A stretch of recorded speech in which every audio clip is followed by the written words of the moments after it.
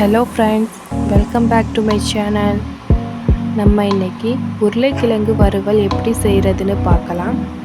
அதுக்கு தேவையான பொருட்கள்: உருளைக்கிழங்கு 3, ஆயில் தேவையான அளவு, கடுகு சிறிதளவு, பூண்டு 5 பல், கறிவேப்பிலை சிறிதளவு, மஞ்சள் தூள் 1/4 ஸ்பூன், மல்லித்தூள் 1/2 ஸ்பூன், மிளகாய் தூள் 1 ஸ்பூன், உப்பு தேவையான அளவு.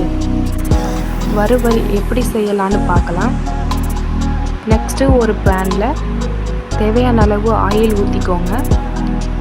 ஆயில் சூடானதுக்கப்புறம் கடுகு, நச்ச பூண்டு, கருவேப்பிலை சேர்த்துக்கோங்க. கடுகு வெடித்ததுக்கப்புறம் நறுக்கிய 3 உருளைக்கிழங்கு சேர்த்துக்கோங்க.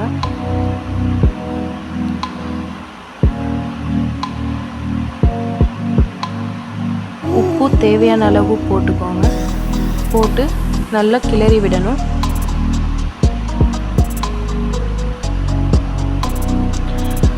இரண்டு நிமிஷம் மூடி போட்டு வேக விடணும்.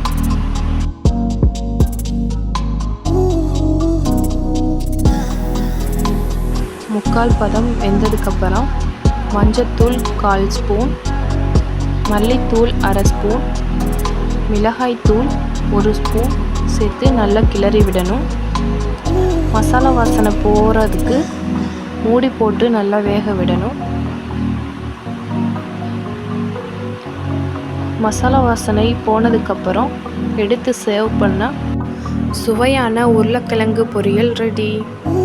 ட்ரை பண்ணி பாருங்கள். தேங்க்ஸ் ஃபார் வாட்சிங். Subscribe my channel.